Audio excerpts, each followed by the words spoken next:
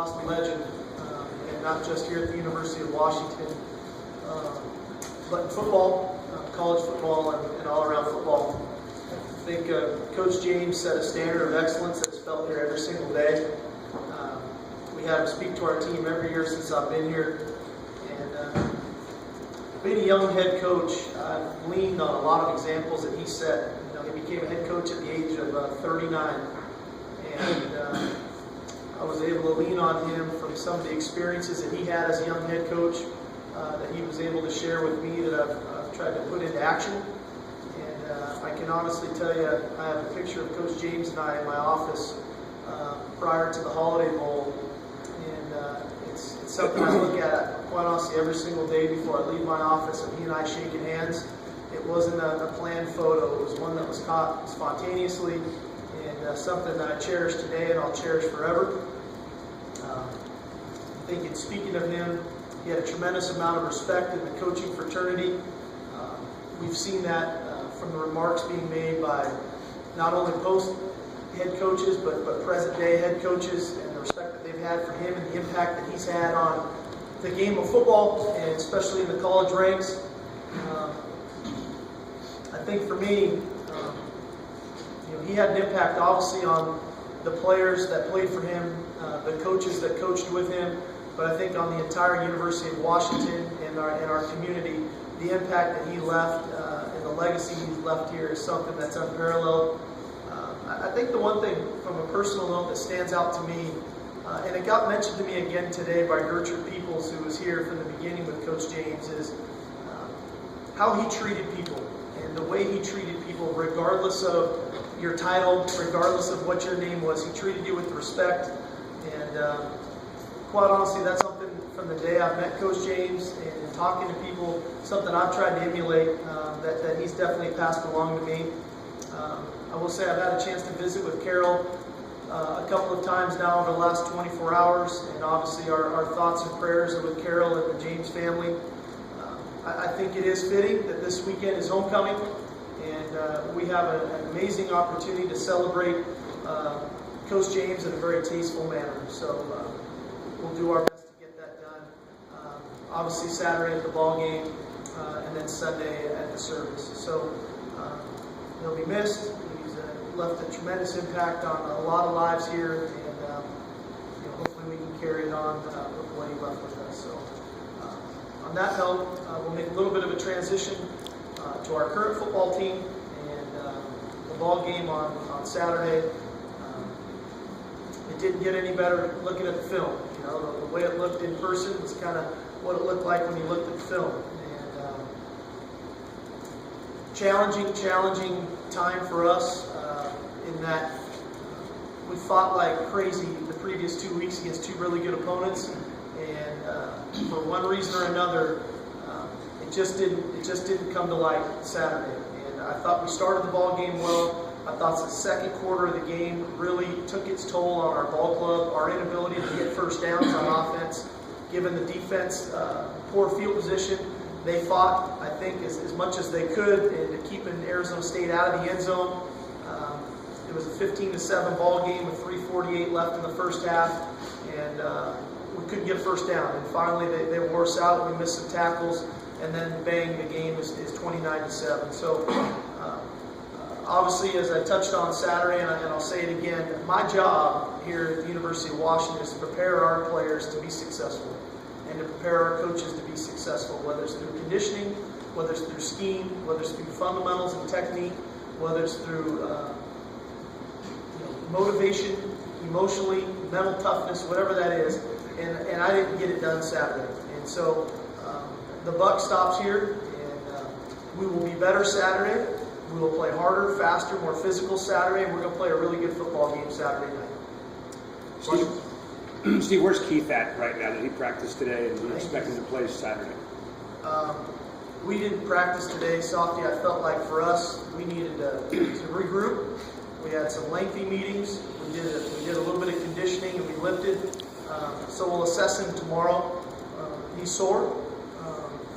His thumb is swollen. But I know Keith Price is a tough guy. He's a fighter. And he's going to do everything in his power to be prepared and ready to play come Saturday night. How do you determine when, he's a tough guy, he's going to go out there, you as coach, what are the things you look for during the week to make your decision on whether he's really capable of doing what you need him to do? Well, I think physically it's somewhat, that's easy to see, right? I mean, is the ball coming off his hand? Is he throwing it well? The mental side is the one that is challenging to dig into, where exactly he stands, in part due to some of the physical ailments that he might have. And so that's the stuff I really try to watch closely, and not necessarily always at practice. It's around the offense, it's around the building, his body language. And again, I've known Keith for over 5 years now, and he's a tough kid, and he's going to prepare himself mentally, physically, and emotionally to be ready to play. We'll have to figure out if that's good enough, and that's the challenge of my job, and I embrace the challenge. It's a different spot, but his thumb swollen. A little lower, a little further down on his thumb, so I don't know if that's a byproduct of the original injury or not, but when you play quarterback and you have to grab the football, your thumb plays a pivotal role in gripping that ball and throwing the ball. How many? Been a couple of times that you Zach is right quarterback, one for Jake, one for Keith, and you're just kind of beat up. What were the signs you saw during the week that led you to the decision then? Every decision we make is, as I touched on earlier, my job is to put our team and our players in the best position to be successful. And I felt like at that time with Jake, and then obviously with Keith a couple years ago, the other guy gave us a better chance to be successful that week. Neither one of those games were we as successful as we wanted to be. Obviously, we went down to Oregon and lost with Keith in his first career start, and we went down to Corvallis with Nick Montana and lost that ball game. But I really felt like at the time that was in the best interest of our program for us to be successful that week. How much confidence does the team have in Siler Miles? I have a great deal of confidence. I think Siler's a very talented player. He works diligently in his preparation.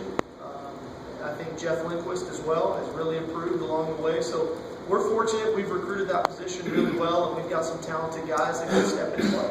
Steve, is there any kind of real concern about where your offensive line is at right now, or do you look at Saturday as just kind of an aberration? No, I can do a better job of protecting those guys, Softy. We didn't run the ball enough. We didn't run the ball enough in the second quarter when we could have kind of slowed the game down in a sense, regroup, get in the locker room at halftime in a potential one-score type game. And I don't know if it was my frustration level, if maybe I had too much belief in our ability to go and do it. And to Arizona State's credit, they were playing maybe a little better than I gave them credit for there, and they put us behind the chains and put us in some long yardage situations that we just didn't handle great. And for whatever reason, again, as I've always said, I go back and when I grade the film and when I assess the film and the ball game, I look at myself first, and I look at how I manage the game as a head coach. I look at how I call the game as the play caller on offense. And in the middle of the late second quarter, I could have done a better job of keeping that game into a one, potential two-score game, gotten in the locker room and regrouped, and come back out and played the second half the way we're capable of playing. And I stayed aggressive and tried to throw it down the field, and they pressed the pocket on us and got sacks and got penalties and holding penalties. And it was second long, third long. We end up punting out of our own end a few times. They get great field position, and it just started to steamroll on us. So I've got to do a better job. So when you assess the up-tempo, and especially in those very specific situations, like when you're down and whatnot, do you feel like the fact that you can run a number of plays gives you the ability to maybe run more than maybe in the past because you're having to throw to catch up? Potentially. At the end of the day, I think Arizona State ran 93 or 94 plays, and we only ran 64. So, and both teams were going up tempo. Our lack of execution Saturday hindered us. We've been an excellent third down team where we've been able to extend drives and to get multiple plays. We were not very good on third down Saturday, part to third and long situations, which we have been good at, but when you just live in third and long, it's hard to extend drives to get more plays. And so I think it's a combination of a lot of things that played into it. And believe me, you guys know me enough by now that I love running the ball. I love giving the ball to Bishop, and to go in and stand in front of you guys and look at the stat sheet and he has 13 carries after a ball game and a critical ball game in the season, that's not enough. When you look at the films, going in, Arizona State, at least statistically, was not considered really particularly strong rush defense, and they really shut things down. Surprising.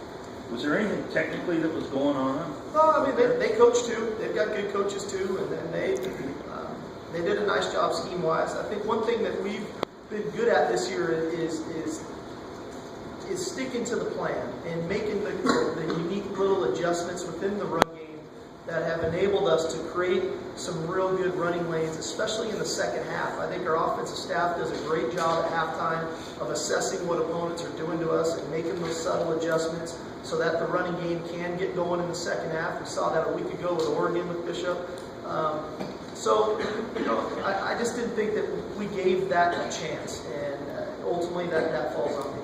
Steve, you mentioned Coach James. He's on record as having said he had a few in his career what might be termed seminal losses that really, led him to be introspective and transformational changes. Right.